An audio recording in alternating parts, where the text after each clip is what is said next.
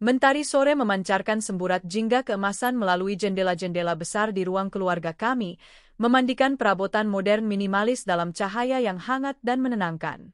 Aku, Rania, menyesap teh melati hangatku sambil memandangi taman belakang yang terawat sempurna, sebuah pemandangan yang biasanya memberiku kedamaian.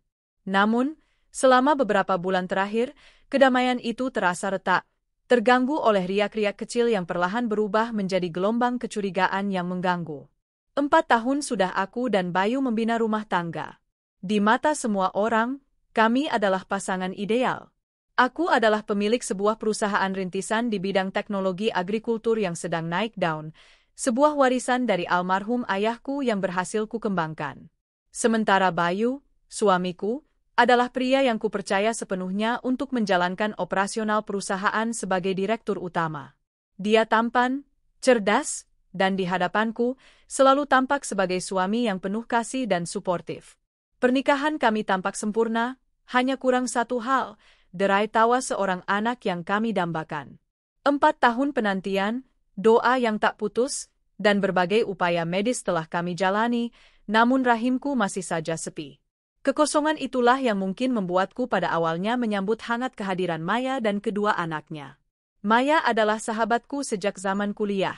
Dulu kami begitu dekat, tak terpisahkan, sebelum akhirnya jarak dan kesibukan membuat kami sedikit renggang.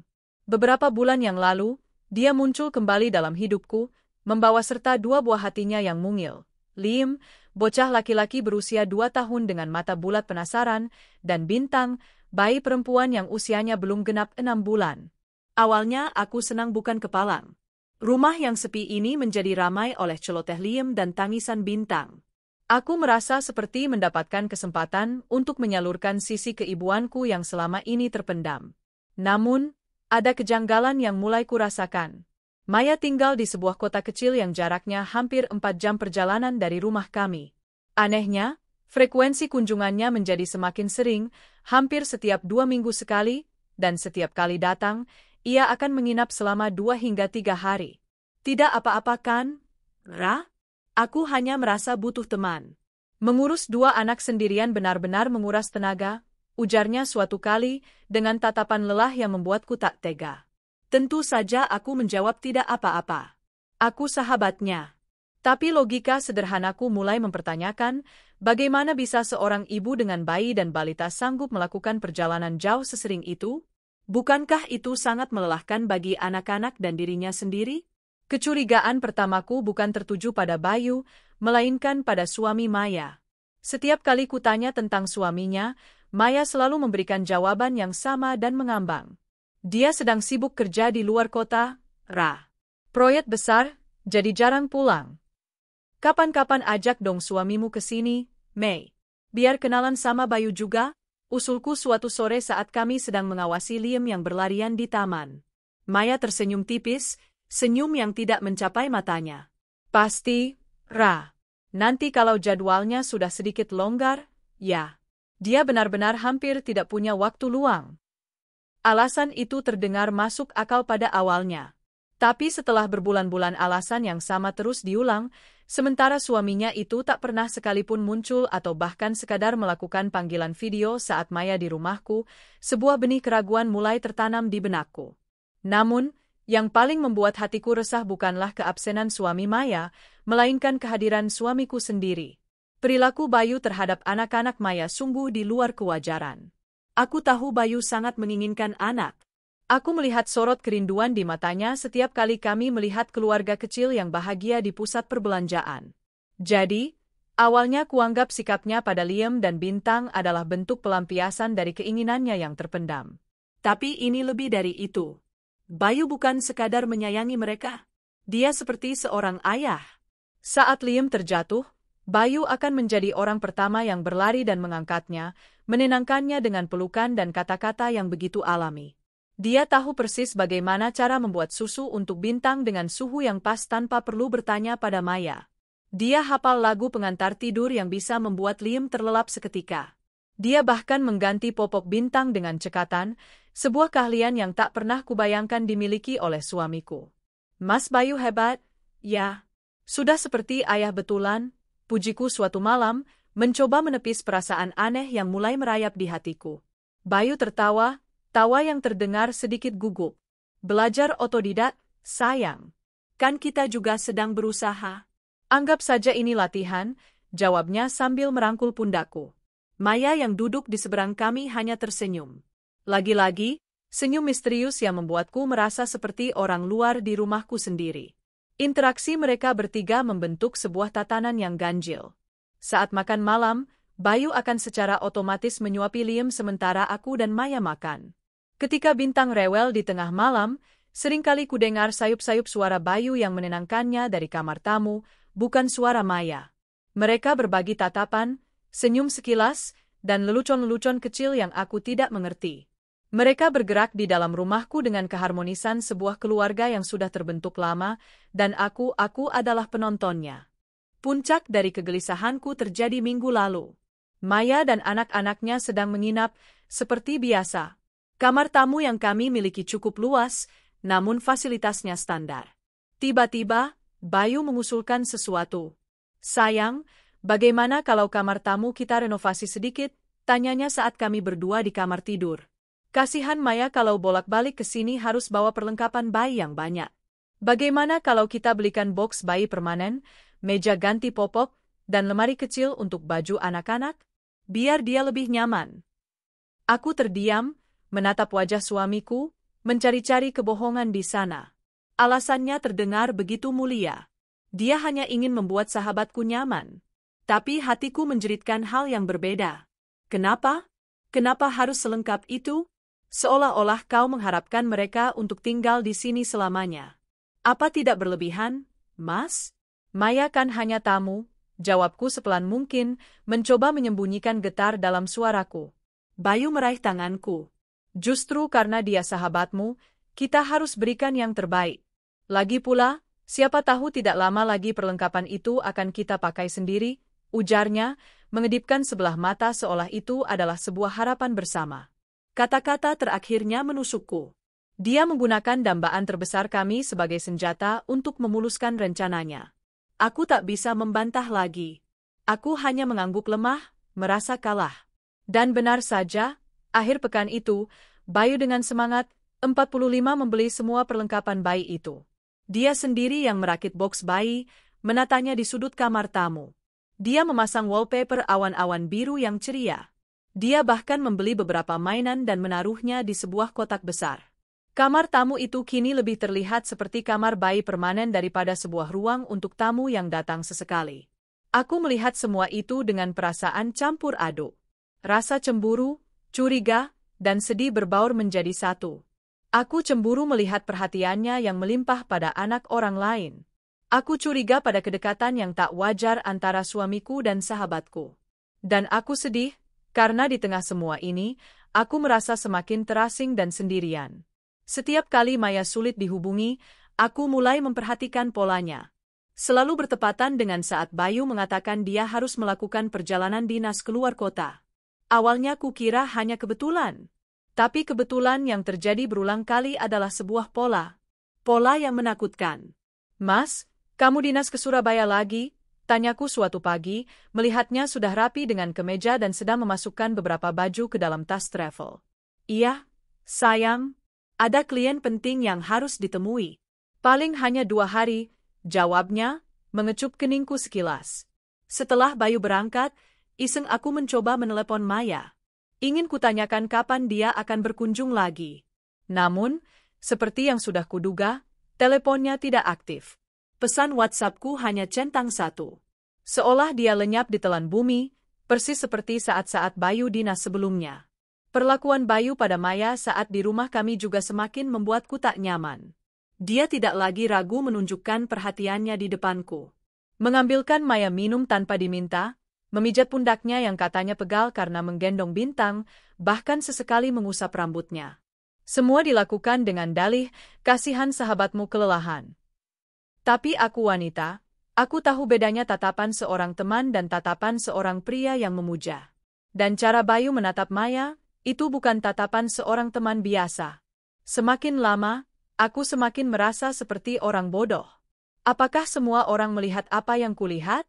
Ataukah aku hanya berhalusinasi, menciptakan drama dari rasa cemburuku karena belum juga bisa memberikan Bayu seorang anak? Aku berperang dengan pikiranku sendiri, setiap hari, setiap jam.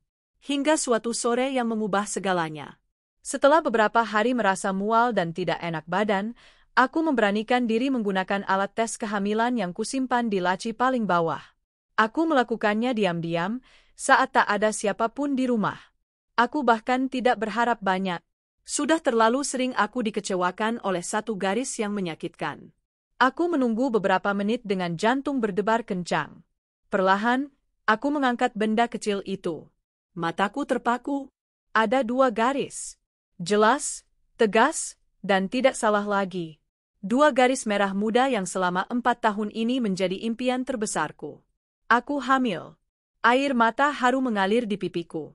Aku tertawa dan menangis pada saat bersamaan. Aku akan menjadi seorang ibu. Bayu akan menjadi seorang ayah. Kebahagiaan membuncah di dalam dadaku, begitu besar hingga rasanya sesak. Semua kecurigaan dan kegelisahan yang kurasakan beberapa bulan terakhir seolah menguap begitu saja. Mungkin aku memang salah. Mungkin aku hanya terlalu stres dan sensitif. Aku ingin segera memberitahu Bayu. Aku merencanakan sebuah kejutan makan malam romantis. Aku akan membungkus alat tes kehamilan itu di dalam kotak hadiah yang cantik. Aku membayangkan ekspresi wajahnya, keterkejutannya, kebahagiaannya. Malam ini akan menjadi malam terindah dalam hidup kami.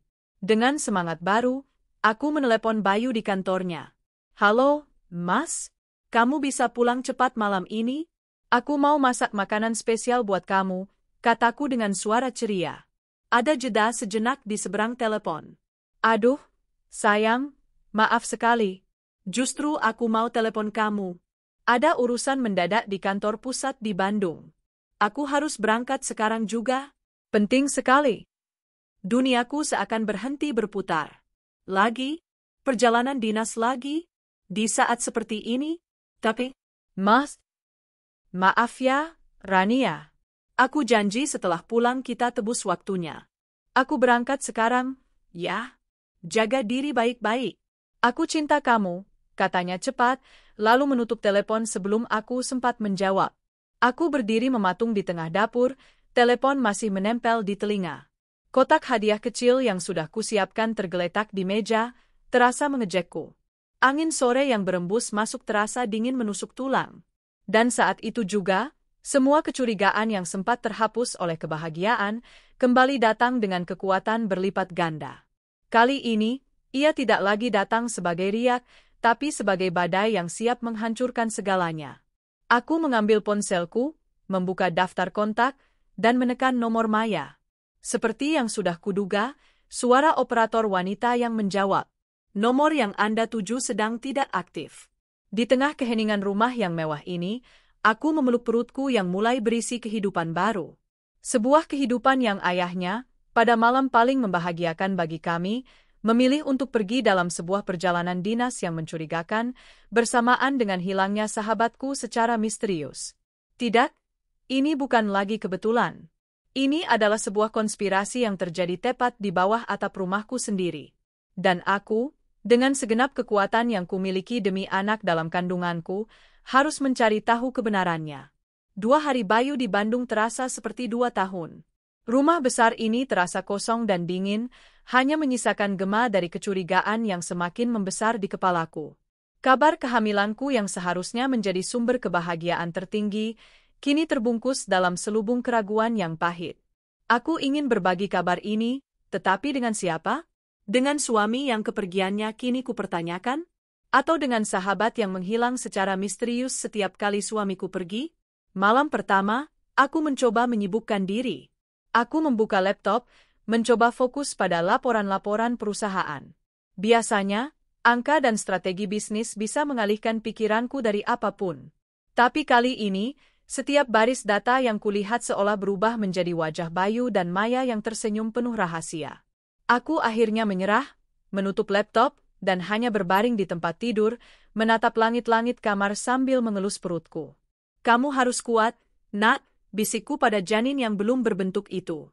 Ibu akan melindungimu. Kita akan melewati ini bersama.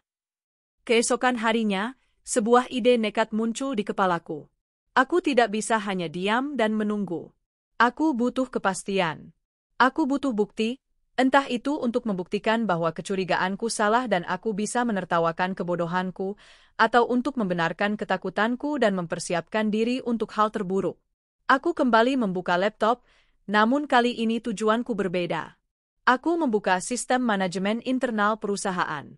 Sebagai pemilik, aku memiliki akses tertinggi ke semua data, termasuk detail perjalanan dinas para eksekutif. Dengan tangan sedikit gemetar, aku mencari nama Bayu dan tanggal perjalanannya saat ini. Laporan pengajuan perjalanan itu ada di sana, lengkap dengan tujuan, Bandung. Akomodasi, Hotel Grand Pasundan. Tujuan, rapat dengan investor regional. Semuanya tampak normal dan profesional. Tapi hatiku menolak untuk percaya. Aku membuka tab baru di browserku dan mencari nomor telepon Hotel Grand Pasundan. Dengan napas tertahan, aku menekan nomor itu. Selamat siang, Hotel Grand Pasundan, dengan Dita ada yang bisa dibantu? Sapa suara ramah di seberang. Selamat siang, Mbak. Saya mau konfirmasi reservasi.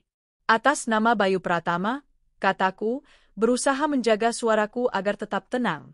Terdengar suara ketikan keyboard. Beberapa detik terasa seperti selamanya. Mohon maaf, Bu. Tidak ada tamu yang menginap atau reservasi atas nama Bayu Pratama untuk hari ini atau kemarin. Jantungku seakan berhenti berdetak. Mungkin atas nama perusahaan? Dari PT Agro Makmur Sentosa? Tanyaku lagi, memberikan satu kesempatan terakhir bagi kebenaran versinya. Lagi-lagi suara ketikan. Kami sudah cek, Bu. Tidak ada reservasi dari perusahaan tersebut juga. Apakah ada nama lain yang bisa saya bantu cek? Tidak. Terima kasih, jawabku lirih, lalu segera menutup telepon. Aku bersandar di kursi, merasakan dingin menjalari seluruh tubuhku. Jadi, dia berbohong. Perjalanan dinas itu, hotel itu, semuanya bohong. Lalu di mana dia sekarang? Pertanyaan itu berputar-putar di kepalaku, dan hanya ada satu jawaban mengerikan yang terus muncul. Dia bersama Maya. Rasa mual yang kurasakan bukan lagi karena kehamilan, melainkan karena pengkhianatan. Aku berlari ke kamar mandi dan memuntahkan isi perutku. Saat aku membasuh wajahku dan menatap cermin, yang kulihat adalah sorot mata yang penuh luka, namun juga dihiasi seberkas api kemarahan yang baru menyala. Cukup sudah. Aku tidak akan menjadi korban yang pasif. Aku kembali ke ruang kerja. Kali ini, aku membuka rekening koran perusahaan. Aku melacak semua pengeluaran yang dilakukan Bayu menggunakan kartu kredit perusahaan. Aku menelusuri transaksi selama beberapa bulan terakhir, mencocokkannya dengan tanggal-tanggal perjalanan dinasnya. Pola itu semakin jelas. Setiap kali dia, dinas, selalu ada transaksi di kota yang sama dengan tempat tinggal Maya. Pembelian di supermarket, pembayaran di restoran keluarga, bahkan ada beberapa transaksi di toko perlengkapan bayi dan mainan anak-anak. Semua ini terjadi di kota yang seharusnya tidak ia kunjungi untuk urusan pekerjaan. Dan puncaknya, aku menemukan sesuatu yang membuat darahku mendidih. Sebuah pembayaran cicilan bulanan yang terdebet otomatis dari rekening perusahaan.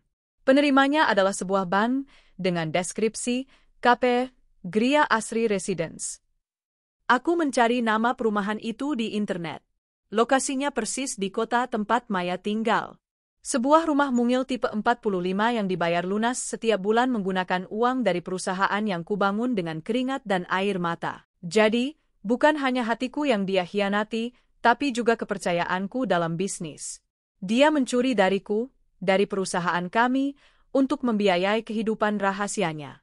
Malam itu, aku tidak bisa tidur. Aku duduk di sofa ruang tengah yang gelap, membiarkan semua potongan puzzle ini menyatu di dalam benakku. Wajah Maya yang selalu tampak lelah, bukan karena mengurus anak sendirian, tapi karena harus menjalani kehidupan ganda. Alasan suaminya yang tak pernah muncul, karena suaminya adalah suamiku. Perhatian Bayu yang berlebihan pada Liam dan Bintang, bukan karena ia mendambakan anak, tapi karena mereka adalah darah dagingnya. Semuanya masuk akal sekarang. Sebuah kebenaran yang begitu menyakitkan dan brutal. Aku teringat kembali pada masa-masa awal pernikahan kami. Janji-janji Bayu, impian kami untuk membangun keluarga, semua terasa seperti lelucon pahit. Apakah dia tidak pernah mencintaiku? Apakah aku hanyalah batu loncatan baginya untuk menguasai perusahaan dan menjalani hidup nyaman? Besok Bayu akan pulang. Aku harus memutuskan apa yang akan kulakukan. Haruskah aku langsung mengkonfrontasinya dengan semua bukti yang kutemukan? Haruskah aku berteriak dan menangis? Sebagian diriku ingin melakukannya. Tapi bagian lain, bagian yang lebih dingin dan rasional, menahanku. Jika aku gegabah, dia bisa saja mengelak. Dia bisa memutarbalikkan fakta. Dan yang lebih penting, aku harus memikirkan anak dalam kandunganku dan masa depan perusahaanku. Aku tidak bisa mengambil risiko. Ketika Bayu akhirnya pulang keesokan siangnya, aku menyambutnya seperti biasa. Aku bahkan memaksakan seulas senyum di bibirku. Bagaimana rapatnya di Bandung, Mas? Tanyaku sambil membantunya melepaskan dasi. Lancar, sayang. Sangat lancar. Sepertinya investor setuju, jawabnya, mencium pipiku. Ciuman itu terasa dingin dan palsu. Dia membawa oleh-oleh, sebuah kotak berisi brownies Amanda kesukaanku. Sebuah gestur manis untuk menutupi kebusukan yang luar biasa. Syukurlah kalau begitu. Kamu pasti lelah. Mandi dulu, Gih. Aku siapkan makan siang, kataku. Saat dia berada di kamar mandi, dengan cepat aku membuka tas travelnya. Aku tidak mencari bukti lagi, aku sudah punya lebih dari cukup. Aku hanya ingin melihat. Dan di sana, di salah satu kantong samping, aku menemukan apa yang tidak ingin kutemukan. Sebuah struk pembayaran dari sebuah klinik bersalin di Kota Maya, tertanggal kemarin. Itu adalah struk untuk imunisasi bayi. Atas nama pasien, Bintang Ayudhya. Dan di kolom nama orang tua, tertulis, Mayang Bayu Pratama. Aku segera memasukkan kembali struk itu dan menutup tasnya, tepat sebelum Bayu keluar dari kamar mandi. Hatiku hancur berkeping-keping, namun wajahku tetap tenang. Sandiwara ini harus terus berjalan, sampai aku siap untuk menjatuhkan tirainya. 1 hari setelah Bayu pulang, seperti sebuah ritual yang sudah terjadwal, Maya menelepon. Rana? Maaf ya kemarin aku susah dihubungi. Aku pulang kampung, di sana sinyalnya jelek banget. Ponselku juga sempat rusak, cerocosnya dengan nada penuh penyesalan yang dibuat-buat. Oh, begitu. Tidak apa-apa, Nek, jawabku dengan suara datar. Aku boleh main ke rumahmu lusa? Anak-anak sudah kangen suasana di sana, pintanya. Kali ini, aku tidak bisa menolak. Justru, aku menginginkannya datang. Aku ingin melihat mereka berdua bersama di hadapanku, dengan pengetahuan yang kini kumiliki. Aku ingin menyaksikan sandiwara mereka dari kursi penonton utama, sebelum aku sendiri yang naik ke atas panggung dan mengakhirinya. Tentu saja, Mei. Datanglah. Aku juga kangen sama anak-anak. Jawabku, sebuah kalimat yang separuh benar dan separuh kebohongan. Aku memang merindukan tawa polos Liam, tapi kini kerinduan itu tercemar oleh kenyataan pahit tentang siapa dirinya. 2 hari kemudian, mobil taksi online berhenti di depan gerbang rumahku. Maya turun sambil menggendong Bintang, sementara Liam yang sudah lebih besar turun sendiri sambil menyeret sebuah tas kecil bergambar dinosaurus. Dari balik jendela, aku melihat Bayu, yang kebetulan sedang berada di teras, langsung bergegas menyambut mereka. Caranya mengambil alih Bintang dari gendongan Maya, caranya mengacak-acak rambut Liam, semuanya terlihat begitu natural, begitu kebapakan. Aku menarik napas dalam-dalam, memasang topeng keramahan di wajahku, lalu membuka pintu. Maya! Akhirnya datang juga, sapaku, memeluknya sekilas. Pelukan itu terasa kaku dan aneh. Dulu, memeluk sahabatku ini terasa begitu hangat. Kini, rasanya seperti memeluk pengkhianatan itu sendiri. Iya, Ra. Maaf ya merepotkan terus, ujarnya, tersenyum. Senyum yang sama, yang selalu gagal mencapai matanya. Malam itu, meja makan kami menjadi panggung pertunjukan. Bayu di satu sisi, aku di sisi lain, dan Maya di antara kami, dengan Liam di kursi balita di sampingnya. Bayu dengan telaten menyuapi Liam, sesekali melemparkan lelucon yang membuat Maya tertawa. Mereka membicarakan hal-hal ringan, tentang perkembangan Liam yang sudah mulai bisa merangkai 2 kata, tentang Bintang yang tidurnya semakin pulas. Aku hanya duduk di sana, menyendok makananku pelan-pelan, merasa seperti hantu yang tak terlihat di pestanya sendiri. Liam sekarang sudah pintar, ya. Kemarin dia panggil aku, Papa, celetuk Bayu tiba-tiba, sambil tertawa bangga. Aku nyaris tersedak. Kulihat Maya langsung menyikut pelan lengan Bayu, matanya melotot memberinya peringatan. Bayu sepertinya sadar akan kesalahannya. Maksudku dia kan sering lihat aku, jadi mungkin dikiranya aku papanya. Maklum, papanya kan jarang pulang, ralatnya dengan cepat, mencoba menutupi kegugupannya dengan tawa yang lebih keras. Aku hanya tersenyum tipis. Anak kecil memang begitu, kataku, menjaga nada suaraku tetap netral, padahal di dalam hatiku badai sedang mengamuk. Papa, kata itu terus terngiang di telingaku. Jadi, ini bukan lagi rahasiaku sendiri. Anak sekecil itu pun sudah tahu kebenarannya. Malam itu, aku sengaja terjaga. Aku bilang pada Bayu aku harus menyelesaikan beberapa pekerjaan di laptop. Pukul 1 dini hari, saat seluruh rumah sudah senyap, aku menyelinap keluar kamar. Aku berjalan tanpa suara menuju dapur, dengan dalih ingin mengambil minum. Pintu kamar tamu sedikit terbuka. Dari celah itu, aku bisa mendengar suara bisikan. Aku mendekat, menahan napas, menempelkan telingaku ke kayu pintu yang dingin. Kamu tadi hampir saja kelepasan, Mas, bisik suara Maya. Maaf, sayang. Aku terlalu senang. Aku bangga sekali dengan Liam, jawab suara Bayu, suamiku. Sayang. Panggilan itu bagai belati yang menghunjam jantungku. Kita harus lebih hati-hati. Rania sepertinya tidak curiga, tapi kita tidak boleh ceroboh. Bagaimana dengan rumah? Cicilan bulan ini sudah aman. Aku sudah transfer dari rekening kantor. Semuanya beres. Kamu tenang saja. Sebentar lagi, setelah proyek besar itu gol, aku akan punya cukup uang untuk kita memulai hidup baru. Kita tidak perlu sembunyi-sembunyi lagi. Aku tidak sabar menunggu hari itu, Mas. Aku mundur perlahan dari pintu itu, tanganku membekap mulutku sendiri untuk menahan isak tangis yang nyaris meledak. Jadi, ini rencana mereka. Menguras perusahaanku, lalu pergi meninggalkanku untuk memulai hidup baru mereka.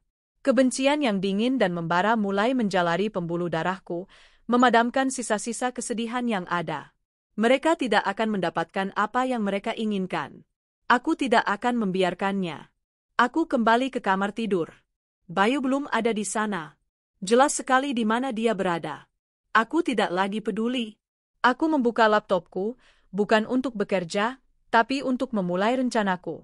Aku mengirim email kepada Pak Tirtayasa, pengacara kepercayaan keluargaku sejak lama. Isinya singkat, Pak Tirta, saya butuh bertemu secepatnya. Ada urusan aset dan perusahaan yang sangat mendesak. Mohon jaga kerahasiaan ini. Setelah mengirim email itu, aku berbaring di tempat tidur, memejamkan mata. Namun, aku tidak tidur. Aku merencanakan setiap langkahku. Sandiwara ini akan segera berakhir. Dan aku yang akan menjadi sutradaranya. Aku akan memastikan mereka mendapatkan akhir yang pantas mereka terima. Di tengah kegelapan malam, aku mengelus perutku. Kekuatan baru mengalir dalam diriku. Ini bukan lagi hanya tentang hatiku yang hancur, tapi tentang masa depan anakku. Dan untuknya, aku akan menjadi lebih kuat dari yang pernah kubayangkan. Pagi menjelang dengan keheningan yang menipu. Aku terbangun bukan karena alarm, melainkan karena merasakan lengan Bayu melingkar di pinggangku, menarikku lebih dekat. Napasnya yang teratur terasa hangat di tengkukku. Semalam, dia pasti kembali ke kamar setelah percakapan mesranya dengan Maya berakhir, menyelinap ke sisiku seolah tidak ada dosa yang pernah ia torehkan. Dulu, dekapan ini adalah sumber kenyamanan terbesarku. Kini, rasanya seperti belitan ular berbisa. Dengan hati-hati, aku melepaskan lengannya dan bangkit dari tempat tidur. Di cermin, aku menatap pantulan diriku. Wajahku pucat, dengan lingkaran hitam samar di bawah mata, saksi bisu dari malam tanpa tidur. Namun, mataku memancarkan sesuatu yang baru, sesuatu yang bahkan aku sendiri nyaris tidak kenali, kobaran api yang dingin dan terfokus. Kesedihan telah bermetamorfosis menjadi kekuatan. Kekecewaan telah bertransformasi menjadi kalkulasi. Aku bukan lagi Rania yang naif. Aku adalah seorang ratu yang kerajaannya sedang coba direbut, dan aku tidak akan menyerah tanpa perlawanan. Aku turun ke bawah dan mendapati Maya sudah di dapur, sedang menyiapkan susu untuk Bintang. Dia menyapaku dengan senyum manis yang sekarang terlihat begitu memuakkan. Pagi, Ra. Tumben sudah bangun, sapanya. Tidak bisa tidur lagi, jawabku singkat, mengambil segelas air putih. Aku harus menjaga sandiwara ini tetap berjalan. Kamu butuh bantuan? Gak usah, Ra. Sudah biasa, kok? Saat sarapan, suasana terasa begitu surreal. Bayu, yang sudah rapi dengan pakaian kerjanya, duduk di kepala meja, bercanda dengan liem seolah dia adalah ayah teladan. Maya tertawa melihat tingkah mereka. Dan aku, duduk di seberang mereka, tersenyum dan sesekali menimpali, memainkan peranku sebagai istri dan sahabat yang baik hati. Setiap tawa mereka terdengar seperti genderang perang di telingaku. Setiap senyum palsu mereka adalah bahan bakar yang mengobarkan tekadku. Pukul 9 pagi, aku berkata, "Mas, aku keluar sebentar ya. Mau ketemu klien baru yang potensial di pusat kota." Ini adalah alibi yang sempurna. Bayu menatapku dari balik cangkir kopinya. Oh ya? Bagus itu, sayang. Hati-hati di jalan, ya. Kabari aku kalau sudah selesai. Pasti, jawabku. Aku mencium punggung tangannya, sebuah gestur yang kini terasa hambar, lalu mengambil kunci mobil dan tas tanganku. Di dalamnya, tersimpan sebuah map berisi semua bukti awal yang berhasil kukumpulkan. Salinan laporan perjalanan dinas palsu, cetakan rekening koran perusahaan dengan transaksi mencurigakan, dan informasi mengenai KPR rumah di Gria Asri Residence. Kantor Pak Tirtayasa berada di sebuah gedung tua yang megah di pusat kota. Beliau adalah sahabat karib almarhum ayahku, seorang pria berusia akhir 60-an dengan rambut putih perak dan tatapan mata yang tajam namun menenangkan. Beliau sudah menganggapku seperti anaknya sendiri. "Rania, ada apa? Tumben sekali kamu minta bertemu mendadak," sapanya dengan hangat saat aku dipersilakan masuk ke ruangannya yang dipenuhi rak-rak buku hukum. Aku tidak membuang waktu. Aku duduk, menarik napas dalam-dalam, lalu meletakkan map itu di atas mejanya. "Om Tirta, saya butuh bantuan Om. Ini menyangkut perusahaan dan rumah tangga saya." Dengan suara bergetar yang kupaksa agar tetap stabil, aku menceritakan semuanya. Dari awal mula kecurigaanku, kunjungan Maya yang terlalu sering, perilaku Bayu, hingga penemuanku tentang perjalanan dinas palsu, cicilan rumah, dan percakapan yang kudengar tadi malam.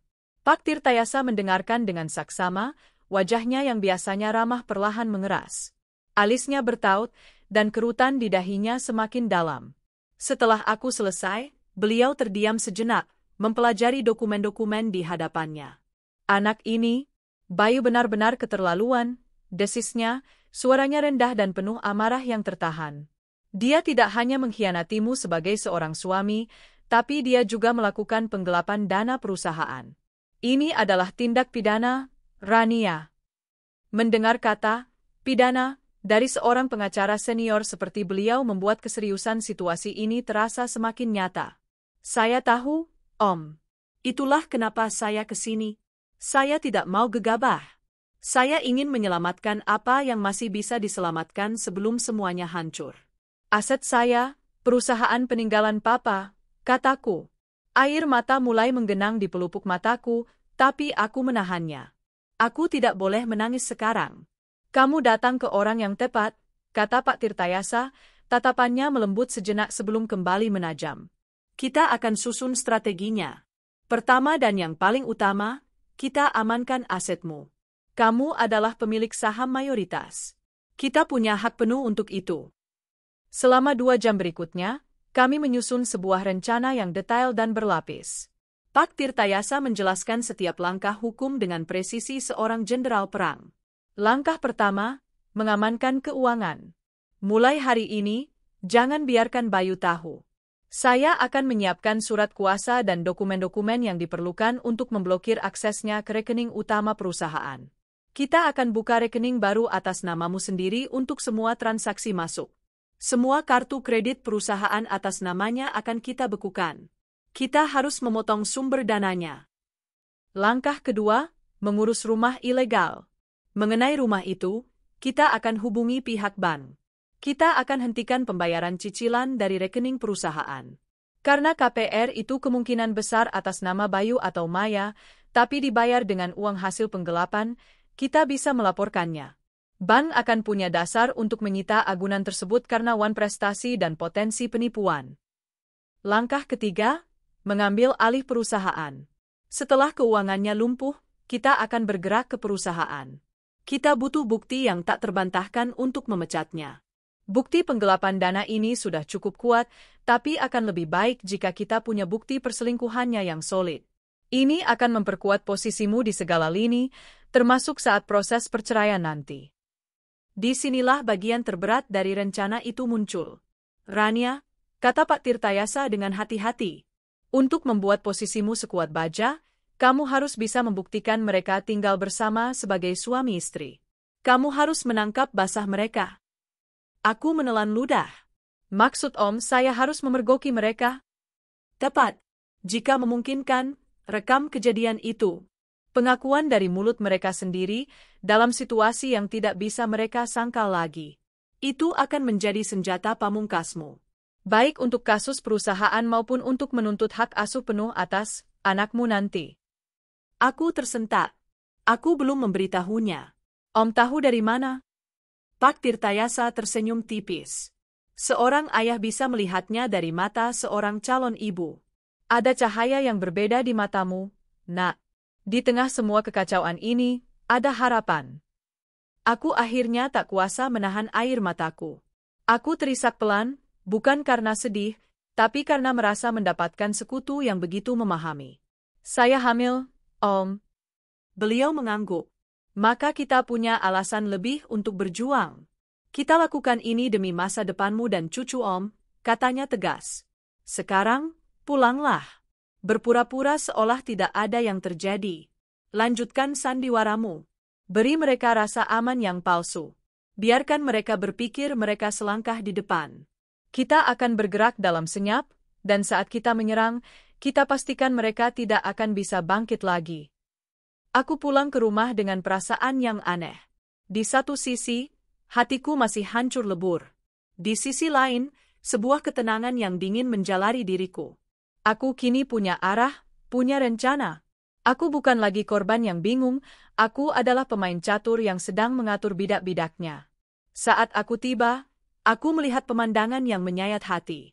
Bayu, Maya, Liam, dan Bintang sedang bermain di taman belakang. Mereka tertawa, berlarian, tampak seperti keluarga kecil yang sempurna di dalam istana yang kubangun. Bayu mengangkat Liam tinggi-tinggi, dan tawa bocah itu menggema di udara. Maya menatap mereka dengan tatapan penuh cinta.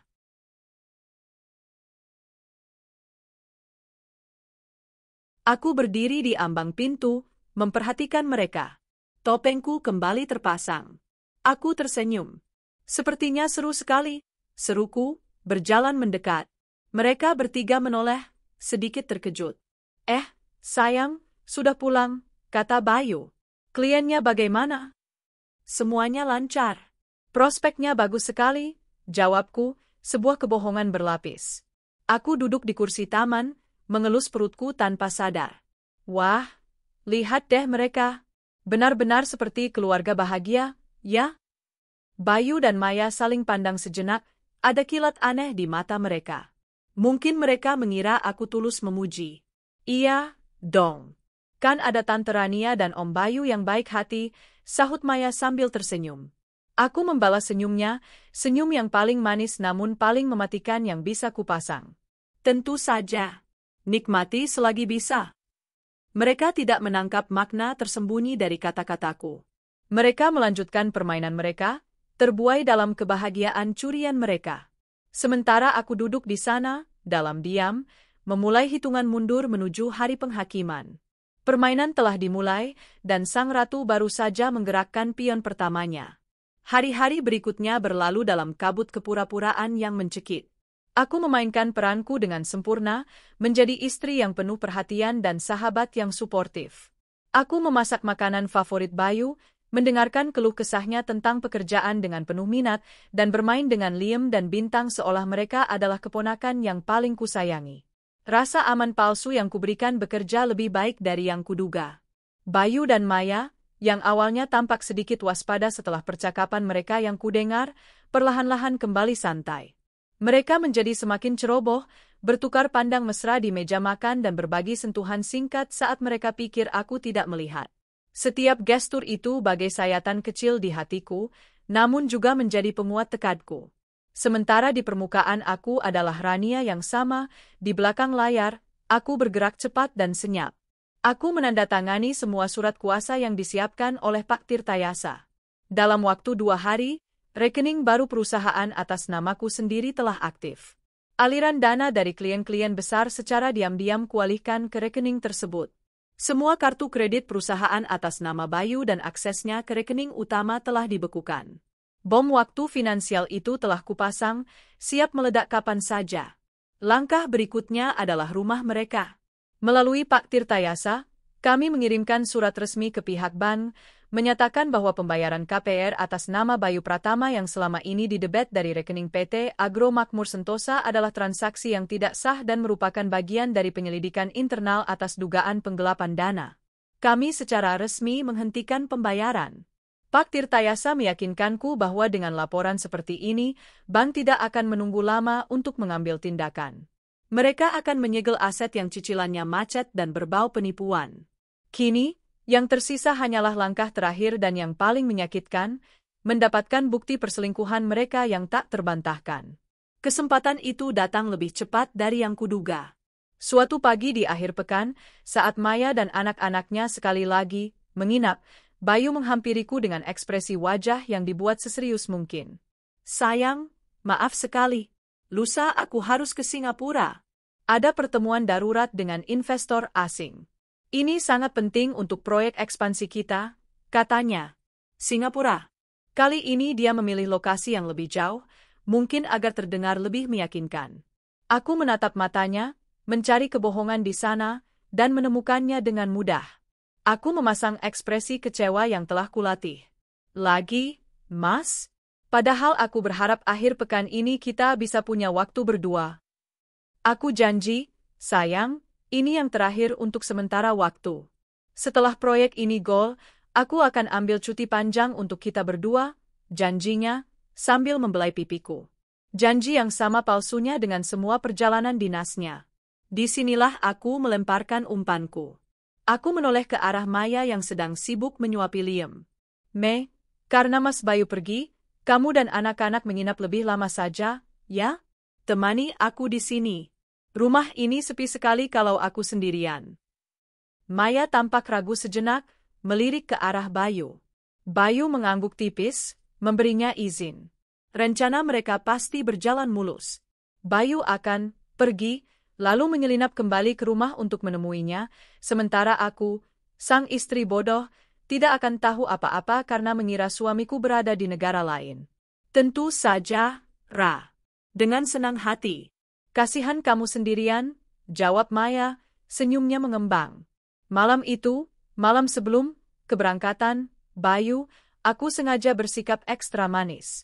Aku memijat pundaknya, menyiapkan air hangat untuk mandinya, dan bersikap seolah aku adalah istri yang akan sangat merindukan suaminya. Semua ini untuk memastikan dia tidak menaruh curiga sedikitpun. Keesokan harinya, aku mengantarnya sampai ke depan pintu. Dia menyeret koper kecil yang tampak ringan, sebuah properti untuk sandiwaranya. Dia memelukku erat. Jaga diri, ya. Aku akan cepat pulang.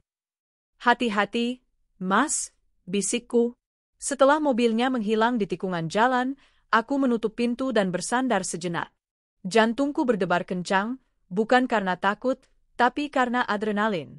Malam ini adalah malam pertunjukan. Aku menghabiskan hari itu seperti biasa, bermain dengan anak-anak dan mengobrol ringan dengan Maya. Namun, pikiranku fokus menyusun setiap detail untuk jebakan malam hari. Aku memastikan ponselku terisi penuh. Aku sudah mengunduh aplikasi perekam video rahasia yang bisa berjalan bahkan saat layar ponsel mati. Malam tiba. Setelah menidurkan anak-anak di kamar tamu, aku dan Maya duduk di ruang keluarga. Aku ngantuk sekali, Ra. Aku tidur duluan, ya, kata Maya sekitar pukul 10. Iya, Mei. Selamat tidur, jawabku. Setelah Maya masuk ke kamarnya, aku tidak langsung ke kamarku. Aku pergi ke dapur, mengambil segelas air, dan berjalan perlahan menyusuri lorong yang menghubungkan ruang keluarga dengan area belakang rumah. Aku tahu kebiasaan Bayu. Dia tidak akan pernah masuk lewat pintu depan. Dia akan menggunakan pintu samping dekat taman yang kuncinya hanya kami berdua yang punya. Aku kembali ke ruang keluarga yang gelap. Aku menyalakan televisi tanpa suara, hanya cahayanya yang berkelip-kelip menerangi ruangan. Aku duduk di sofa yang paling pojok, yang memberiku pandangan langsung ke arah lorong menuju dapur dan kamar tamu. Aku mengambil ponselku, mengaktifkan aplikasi perekam, dan meletakkannya di atas meja kopi, menyandarkannya pada tumpukan majalah. Lensanya mengarah tepat ke lorong itu. Aku kemudian berpura-pura tertidur di sofa, dengan selimut menutupi sebagian tubuhku. Waktu berjalan terasa sangat lambat. Detik jam dinding terdengar seperti dentuman. Setiap suara kecil membuatku tegang. Pukul 11, 12, setengah 1. Tepat saat mataku mulai terasa berat, aku mendengar suara yang kutunggu-tunggu. Klik pelan dari arah pintu samping. Jantungku berhenti berdetak sejenak. Aku tetap diam, mengatur napasku agar terdengar seperti orang tidur. Dari sudut mataku, aku melihat siluet Bayu menyelinap masuk. Dia berjalan berjinjit, melintasi dapur, dan tidak menoleh sedikit pun ke arah ruang keluarga. Tujuannya sudah jelas. Dia berjalan lurus menuju satu-satunya pintu yang menyala dalam benaknya, pintu kamar tamu. Aku mendengar pintu itu terbuka dan tertutup dengan sangat pelan. Dia di dalam. Bersama Maya. Di dalam rumahku. Aku menunggu selama 5 menit, memberikan mereka waktu untuk merasa aman. 5 menit terasa seperti selamanya.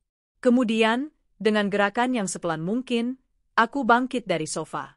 Aku mengambil ponselku, memastikan lampu kilatnya mati dan layarnya tetap gelap. Aplikasi itu masih merekam.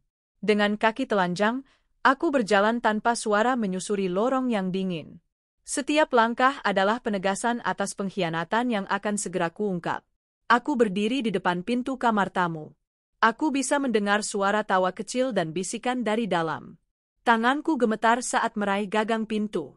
Aku menarik napas dalam-dalam, mengumpulkan semua keberanian dan kemarahan yang telah kupendam berbulan-bulan.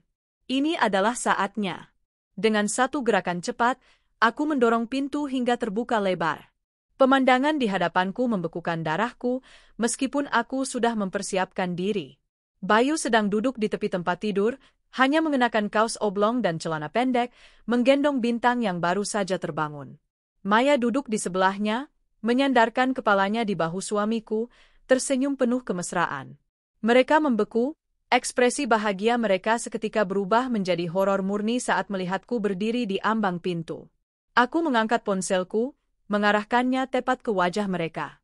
Keheningan yang pecah terasa lebih memekakkan telinga daripada teriakan manapun. Mata Bayu terbelalak, pucat pasi. Mulut Maya terbuka, tapi tidak ada suara yang keluar. Aku membiarkan keheningan itu menggantung selama beberapa detik, merekam setiap detail dari keterkejutan dan rasa bersalah di wajah mereka.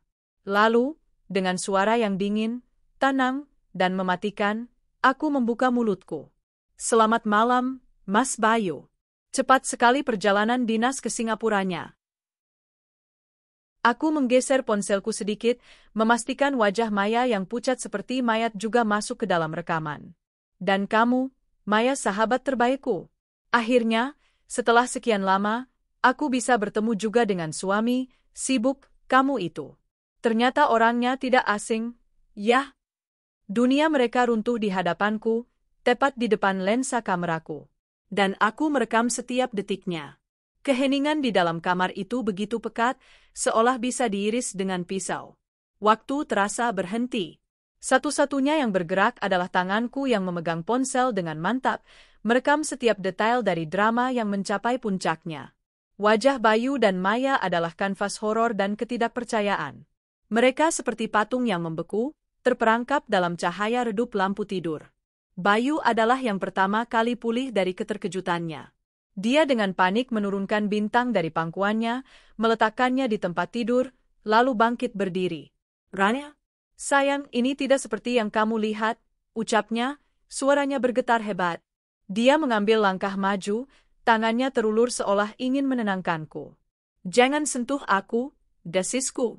Suaraku terdengar asing di telingaku sendiri, dingin dan tajam seperti pecahan kaca. Dan jangan panggil aku, sayang.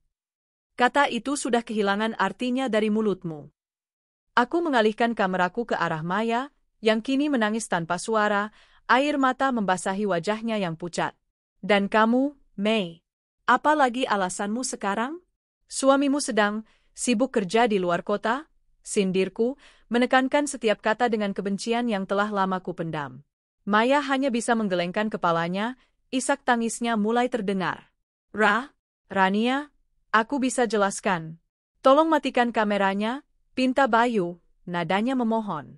Kita bisa bicarakan ini baik-baik. Aku tertawa, tawa yang kering dan tanpa humor. Bicara baik-baik? Kesempatan untuk itu sudah berakhir saat kamu mulai menggunakan uang perusahaanku untuk membiayai rumah wanita simpananmu. Saat kamu berbohong tentang perjalanan dinasmu. Dan saat kamu menyelinap ke dalam rumahku sendiri untuk tidur dengan sahabatku. Tidak ada lagi yang perlu dibicarakan. Sekarang adalah waktunya mendengarkan. Aku mengambil langkah masuk ke dalam kamar, tidak memedulikan tatapan ngeri mereka. Aku tahu semuanya. Pernikahan kalian. Aku tahu Liam dan Bintang adalah anak-anakmu, Mas. Aku tahu tentang rumah di Gria Asri yang cicilannya kamu bayar pakai uang hasil keringatku. Aku tahu semua kebusukan kalian. Pengakuan itu menghantam mereka seperti badai. Bayu terhuyung mundur, seolah-olah aku baru saja meninjunya. Wajahnya menunjukkan kekalahan total. Dia tahu dia tidak bisa lagi mengelak. Bagaimana kamu tahu? Bisiknya, lebih pada dirinya sendiri daripada kepadaku. Kamu meremehkanku, Bayu. Kalian berdua meremehkanku, kataku, masih dengan tenang. Kalian pikir aku bodoh. Kalian pikir aku akan selamanya buta dengan sandiwara murahan kalian. Dalam keputusasaannya, sesuatu yang mengerikan pecah dalam diri Bayu. Rasa bersalahnya berubah menjadi kemarahan yang defensif. Dia menatapku dengan sorot mata yang belum pernah kulihat sebelumnya, sorot mata seorang pengecut yang terpojok. Aku melakukan ini karena kamu, teriaknya, suaranya menggema di ruangan yang sunyi. Karena kamu tidak bisa memberiku anak. 4 tahun kita menunggu, Rania. 4 tahun. Aku butuh penerus. Seorang pria butuh anak untuk melanjutkan namanya. Sesuatu yang tidak pernah bisa kamu berikan. Kata-kata itu, mandul, tidak bisa memberiku anak, adalah belati terakhir yang dia hunjamkan tepat di jantungku. Rasa sakitnya begitu hebat, membuatku nyaris tercekik. Inilah pembenaran atas pengkhianatannya. Inilah alasan yang dia gunakan untuk menenangkan nuraninya yang busuk. Di matanya, akulah yang cacat. Akulah yang salah. Maya, melihat Bayu menyerangku, seolah mendapatkan sedikit keberanian. Dia benar, isaknya. Mas Bayu hanya ingin menjadi seorang ayah. Sesuatu yang wajar bagi seorang laki-laki. Aku menatap mereka berdua, dua pengkhianat yang kini mencoba membalikkan kesalahan kepadaku. Rasa sakit di hatiku seketika membeku, berubah menjadi bongkahan es yang dingin. Cukup sudah. Aku menurunkan ponselku sejenak, menghentikan rekaman, lalu dengan sengaja meletakkannya di atas meja rias, masih dalam mode siaga. Kemudian, dengan gerakan yang pelan dan penuh makna, aku meletakkan kedua tanganku di atas perutku yang masih rata. Aku menatap lurus ke mata Bayu, mata pria yang pernah kucintai dengan segenap jiwa. Mandul, aku bertanya dengan suara yang nyaris berbisik, namun terdengar jelas di keheningan ruangan. Sayangnya untuk kalian berdua, takdir punya selera humor yang aneh. Aku menghela napas, mengumpulkan semua kekuatanku untuk menjatuhkan bom terakhirku. Aku hamil, Bayu. Usianya sudah 8 minggu. Anak yang selama ini kita nantikan. Anak yang ingin kujadikan kejutan untukmu sepulang dari perjalanan dinas palsumu. Tapi sepertinya, kamu terlalu sibuk menanam benih di ladang lain. Reaksi mereka adalah sesuatu yang akan kuingat seumur hidupku. Wajah Bayu berubah dari marah menjadi bingung, lalu menjadi syok total. Mulutnya ternganga. Matanya membelalak tak percaya. Dia menatap perutku, lalu ke wajahku, mencari tanda-tanda kebohongan. Maya, di sisi lain, tampak hancur. Berita ini meruntuhkan satu-satunya pembenaran atas perbuatannya. Tidak mungkin, gagap Bayu. Kamu bohong. Aku punya hasil tesnya di dalam tas, jawabku datar. Tapi kurasa itu tidak penting lagi sekarang, kan? Kamu sudah punya 2 anak. Untuk apa menambah satu lagi dari istri yang mandul ini? Keheningan kembali menyelimuti. Kali ini, keheningan yang dipenuhi penyesalan yang menghancurkan dan ironi yang brutal. Di tengah keheningan itu, aku mengambil ponselku lagi. Aku tidak mengatakan apa-apa lagi kepada mereka. Aku membuka galeri, memilih video yang baru saja kurekam. Video penggerebekan dan pengakuan mereka. Dengan jari yang tidak lagi gemetar, aku mengirimkan video itu ke beberapa orang. Pertama, ke Pak Tirtayasa. Kedua, ke grup WhatsApp Dewan Direksi Perusahaan. Ketiga, dan yang paling memuaskan, ke nomor Ibu Bayu di desa.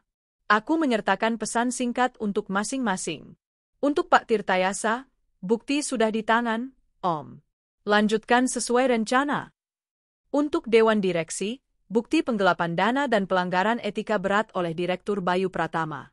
Rapat umum pemegang saham luar biasa akan diadakan besok pukul 10 pagi untuk membahas pemecatannya. Dan untuk ibu mertuaku, selamat malam, Bu. Ini video perkenalan dengan menantu baru dan kedua cucu ibu dari Bayu. Mohon maaf jika kabarnya mengejutkan. Setelah pesan-pesan itu terkirim, aku memasukkan ponselku ke dalam saku. Pertunjukan sudah selesai, kataku, suaraku kembali dingin. Sekarang, aku ingin kalian berdua berkemas dan pergi dari rumahku. Rania, jangan lakukan ini. Rintih Bayu, akhirnya menyadari skala kehancuran yang baru saja menimpanya. Pergi, ulangku, lebih tegas. Ambil semua barang kalian dan barang anak-anak kalian. Aku beri waktu 30 menit. Setelah itu, aku akan memanggil satpam untuk mengusir kalian secara paksa. Mereka menatapku, melihat kesungguhan di mataku yang tak tergoyahkan. Dengan gerakan panik dan kacau, mereka mulai memunguti barang-barang mereka. Maya menangis sambil memasukkan pakaian anak-anak ke dalam tas. Bayu bergerak seperti robot, wajahnya kosong tanpa ekspresi. Saat mereka akan keluar, Bayu berhenti di ambang pintu. Kunci mobil. Mobil itu aset perusahaan, potongku. Dan mulai besok pagi, kamu bukan lagi siapa-siapa di perusahaan itu. Cari saja taksi online. Aku mengikuti mereka sampai ke pintu depan, melihat mereka berdiri di teras dengan beberapa tas, tanpa kebingungan dan putus asa di tengah kegelapan malam. Aku tidak merasakan apa-apa selain kelegaan yang dingin. Aku melihat sebuah taksi online akhirnya tiba dan mereka masuk dengan tergesa-gesa. Aku menutup pintu, menguncinya, dan menyandarkan punggungku di sana. Rumah besar ini terasa kosong, tapi tidak lagi menyesakkan. Aku berjalan perlahan ke kamarku, mengunci pintunya. Adrenalin yang selama ini menopangku mulai surut, meninggalkan kekosongan yang luar biasa. Aku duduk di tepi tempat tidur, tempat di mana suamiku seharusnya tidur di sisiku. Dan untuk pertama kalinya malam itu, aku membiarkan diriku menangis. Aku menangis untuk pernikahanku yang hancur, untuk persahabatan yang dikhianati, untuk 4 tahun penantian yang sia-sia. Namun, di tengah isak tangisku, satu tanganku tak pernah lepas dari perutku. Air mataku bukan hanya air mata kesedihan, tapi juga air mata pelepasan. Perang telah usai. Sekarang, saatnya untuk membangun kembali kerajaan ini, untukku, dan untuk pewaris sah yang sedang tumbuh di dalam rahimku. Perjalanan panjang yang mereka tempuh terasa seperti perjalanan menuju neraka. Namun, neraka yang sesungguhnya baru dimulai saat mereka tiba di desa. Video yang kukirim telah menyebar seperti api. Ibu Bayu menyambut mereka bukan dengan pelukan, melainkan dengan tamparan keras di pipi putranya dan tatapan penuh kebencian pada Maya. Mereka menjadi bahan gunjingan dan hinaan di seluruh kampung. Pengkhianat, pezina, perusak rumah tangga. Stigma itu melekat pada mereka kemanapun mereka pergi. Di hari yang sama, aku duduk di kursi CEO di kantor lamaku. Ruangan ini terasa lebih luas. Dari jendela kaca, aku bisa melihat seluruh kota terbentang di hadapanku. Mengelola perusahaan sambil mengandung adalah tantangan yang luar biasa, Tapi untuk pertama kalinya setelah sekian lama, aku merasa hidup. Aku bebas dari kebohongan, bebas dari pengkhianatan. Aku meletakkan tanganku di perutku. Perang telah usai, dan aku memenangkannya. Kini, saatnya membangun masa depan yang baru, di atas puing-puing masa lalu, untukku dan untuk anakku. 9 bulan berlalu bagai hembusan angin. Waktu yang syarat dengan perubahan, baik bagi perutku yang semakin membesar maupun bagi perusahaan yang kini berada di bawah kendali penuhku. Ruang kantor yang dulu terasa dingin dan penuh intrik, kini menjadi saksi bisu transformasiku. Aku bukan lagi Rania yang naif, istri yang menunggu suaminya pulang. Aku adalah Rania Adhitama, CEO PT Agro Makmur Sentosa, dan seorang calon ibu yang akan berjuang mati-matian untuk masa depan anaknya. Kehamilanku tidak menjadi halangan. Justru, kehadiran janin di dalam rahimku menjadi sumber kekuatan yang tak terbatas. Setiap tendangan kecilnya di pagi hari menjadi penyemangat saat aku memimpin rapat. Setiap cegukannya di malam hari menjadi pengingat saat aku harus meninjau kontrak hingga larut. Aku merombak total manajemen perusahaan, menyingkirkan orang-orang titipan bayu yang tidak kompeten dan mempromosikan mereka yang benar-benar berdedikasi dan memiliki integritas. Di bawah kepemimpinanku, perusahaan tidak hanya stabil, tapi juga melesat. Kami berhasil memenangkan 2 tender proyek besar yang sebelumnya selalu gagal di tangan Bayu. Para karyawan menaruh hormat padaku, bukan karena aku istri pemilik, tapi karena aku membuktikan kemampuanku.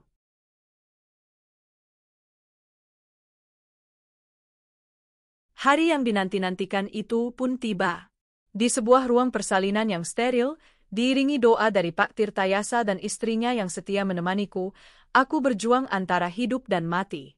Rasa sakit yang luar biasa seolah merobek tubuhku, namun setiap kali aku nyaris menyerah, aku teringat pada pengkhianatan yang pernah kualami. Rasa sakit ini tidak ada apa-apanya dibandingkan sakitnya ditikam dari belakang oleh orang-orang terdekat. Perjuangan ini adalah penebusan. Ini adalah kelahiranku kembali. Dan kemudian, suara tangisan bayi yang nyaring memecah keheningan, menghapus semua rasa sakit dan menggantinya dengan keharuan yang meluap-luap. Seorang putra, tampan, mungil, dan sempurna. Saat suster meletakkannya di dadaku, air mataku mengalir deras. Aku menatap wajahnya yang memerah, jari-jarinya yang mungil menggenggam jariku erat. Inilah dia, kebahagiaanku. Inilah dia, alasan dari semua perjuanganku. Selamat datang di dunia, jagoan mama, bisikku. Namamu, Bima Wijaya. Bima, yang kuat dan perkasa. Wijaya, yang akan selalu membawa kemenangan. Kehidupan baruku dimulai. Hari-hariku kini diwarnai dengan aroma bedak bayi, tangisan di tengah malam, dan senyum tanpa dosa yang mampu meluluhkan hatiku. Aku belajar membagi waktu antara menjadi CEO dan menjadi seorang ibu. Pagi hari aku adalah pemimpin yang tegas di ruang rapat, dan malam hari aku adalah ibu yang menyanyikan lagu Nina Bobo untuk pangeran kecilnya. Rumah besar yang dulu terasa kosong dan dingin, kini penuh dengan tawa dan celoteh bayi. Tawa Bima adalah musik terindah yang pernah kudengar. Tentu, ada kalanya aku merasa lelah. Ada kalanya aku menatap Bima dan melihat secuil bayangan wajah Bayu di sana. Namun, rasa sakit itu tidak lagi membakar. Itu hanyalah bekas luka yang mengingatkanku betapa kuatnya aku sekarang. Bima adalah milikku seutuhnya. Darah dagingku, buah dari kekuatanku sendiri. Suatu sore, saat aku sedang bersantai di taman belakang sambil menggendong Bima, Pak Tirtayasa datang berkunjung. Setelah berbasa-basi menanyakan kabar cucu angkatnya, beliau memberiku sebuah kabar. Saya baru dapat informasi dari teman di desa Bayu, katanya dengan hati-hati. Kehidupan mereka di sana sangat sulit, Neng Rania. Bayu tidak bisa mendapat pekerjaan tetap karena cap buruknya. Dia sekarang hanya bekerja serabutan sebagai kuli bangunan. Maya juga harus bekerja sebagai buruh cuci untuk membantu ekonomi. Mereka dan kedua anaknya tinggal menumpang di rumah orang tua Bayu yang sempit, dan tampaknya mereka tidak diterima dengan baik di sana. Aku mendengarkan cerita itu dengan tenang. Tidak ada rasa puas atau kasihan di hatiku. Yang ada hanyalah ketidakpedulian. Mereka telah memilih jalan hidup mereka sendiri. Nasib mereka bukan lagi urusanku. Biarkan saja, Om, jawabku sambil menatap Bima yang tertidur pulas di pelukanku. Itu adalah bab yang sudah saya tutup rapat-rapat. Sekarang, fokus saya hanya untuk masa depan anak ini. Malam itu, setelah Bima tertidur lelap di boks bayinya, aku berdiri di balkon kamarku, menatap kerlip lampu kota. Angin malam membelai wajahku. Aku menghirup udara kebebasan dalam-dalam. Dulu, aku pikir kebahagiaan seorang wanita adalah dengan memiliki suami yang mencintainya dan sebuah keluarga yang utuh. Aku salah.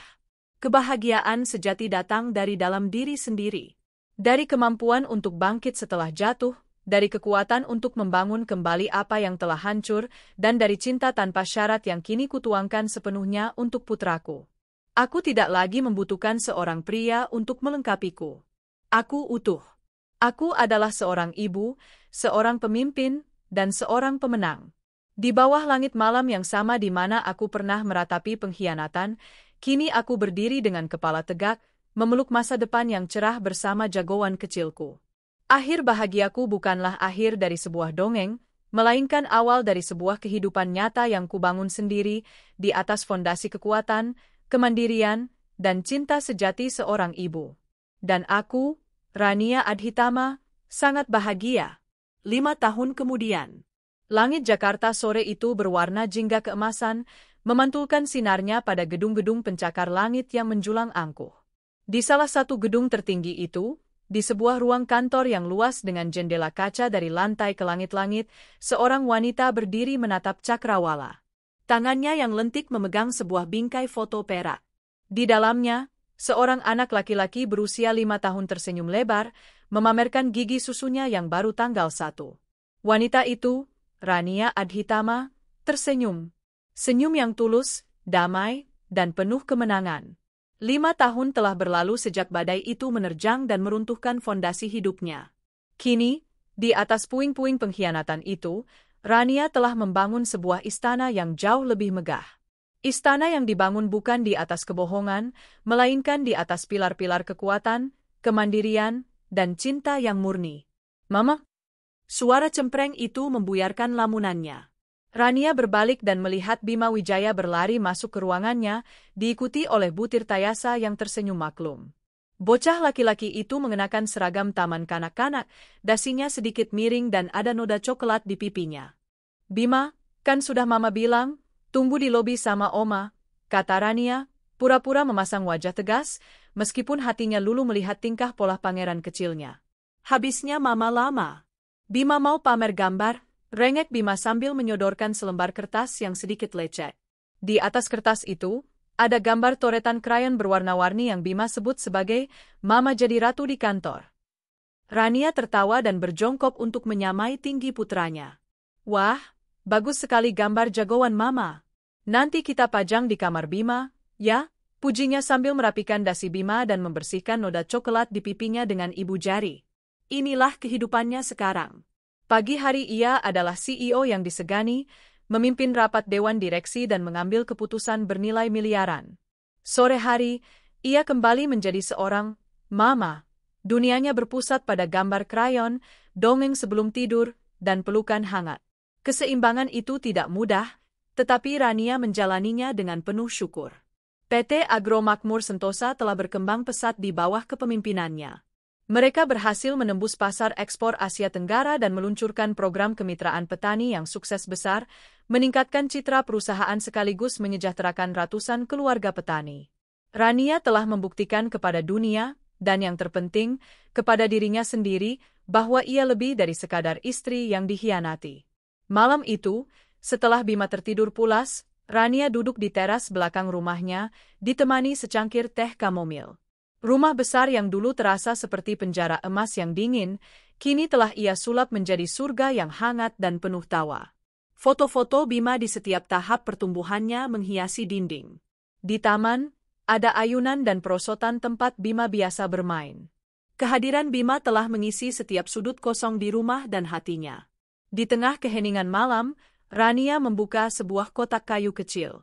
Di dalamnya, tersimpan beberapa barang dari masa lalunya, termasuk sebuah surat yang datang 2 tahun lalu. Surat itu ditulis tangan di atas kertas lusuh, dengan tulisan yang gemetar. Pengirimnya adalah Ibu Bayu. Surat itu berisi permohonan maaf yang tulus dan cerita pilu tentang kehidupan putranya di desa.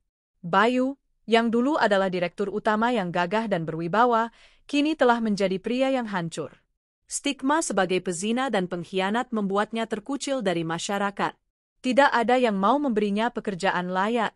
Ia menghabiskan hari-harinya sebagai kuli serabutan dengan upah yang tak seberapa, menenggelamkan rasa malunya dalam minuman keras di malam hari.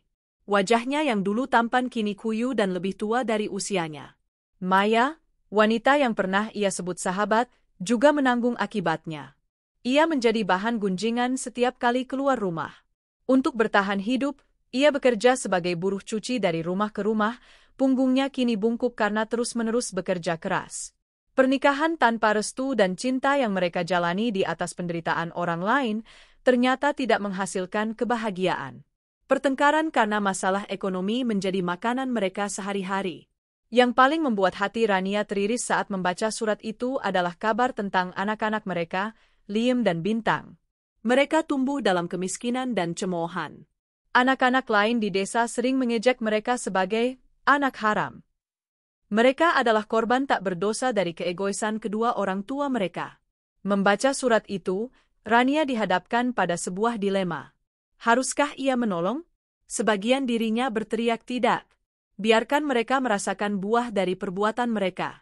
Namun, bagian lain dari dirinya, sisi keibuan yang tumbuh subur bersama Bima, tidak tega membayangkan nasib kedua anak yang tidak bersalah itu. Setelah berdiskusi panjang dengan Pak Tirtayasa, Rania mengambil sebuah keputusan. Itu bukanlah keputusan yang didasari oleh sisa cinta atau belas kasihan pada Bayu dan Maya. Itu adalah keputusan yang didasari oleh kemanusiaan dan kedewasaannya. Ia telah menang. Ia tidak perlu lagi membuktikan apapun dengan melihat mereka menderita. Melalui firma hukum Pak Tirtayasa, Rania secara anonim membuat sebuah dana perwalian. Dana tersebut khusus ditujukan untuk biaya pendidikan dan kesehatan Liam dan Bintang hingga mereka dewasa. Setiap bulan, sejumlah uang ditransfer ke rekening khusus yang dikelola oleh kepala desa setempat, dengan syarat uang itu hanya boleh digunakan untuk kebutuhan kedua anak itu, tidak untuk Bayu atau Maya. Mereka tidak akan pernah tahu dari mana datangnya bantuan itu. Bagi Rania, itu adalah cara terbaik untuk menebus luka, bukan dengan memaafkan pelakunya, tetapi dengan menyelamatkan para korban yang tidak bersalah. Itu adalah titik terakhir dari babak kelam hidupnya. Rania menutup kembali kotak kayu itu. Tidak ada lagi kebencian atau sakit hati yang tersisa. Yang ada hanyalah kedamaian. Ia telah memaafkan, bukan untuk mereka, tetapi untuk dirinya sendiri. Ia memaafkan masa lalu agar bisa sepenuhnya memeluk masa depan. Ia kembali masuk ke dalam rumah dan menjenguk kamar Bima. Putranya tertidur dengan damai, memeluk boneka dinosaurus kesayangannya. Rania mengelus lembut rambut Bima dan mencium keningnya. Di wajah mungil inilah ia menemukan arti cinta yang sesungguhnya. Cinta yang tidak menuntut, tidak menyakiti, dan tidak mengkhianati. Sambil menatap putranya, Rania berjanji dalam hati. Ia akan membesarkan Bima menjadi laki-laki yang kuat, yang menghormati perempuan, yang mengerti arti kesetiaan, dan yang tidak akan pernah mengulangi kesalahan ayahnya. Fajar yang baru telah menyingsing dalam hidupnya. Fajar yang cerah, penuh harapan, dan sepenuhnya miliknya. Ia tidak lagi mencari akhir yang bahagia seperti di dalam dongeng. Karena ia sadar, ia tidak sedang berada di akhir cerita. Ia justru baru saja memulai babak terbaik dalam hidupnya sebagai seorang ibu, seorang pemimpin, dan seorang wanita yang utuh karena menemukan kebahagiaannya sendiri. Dan di bawah langit yang mulai terang, Rania tersenyum. Ia siap menyambut hari esok.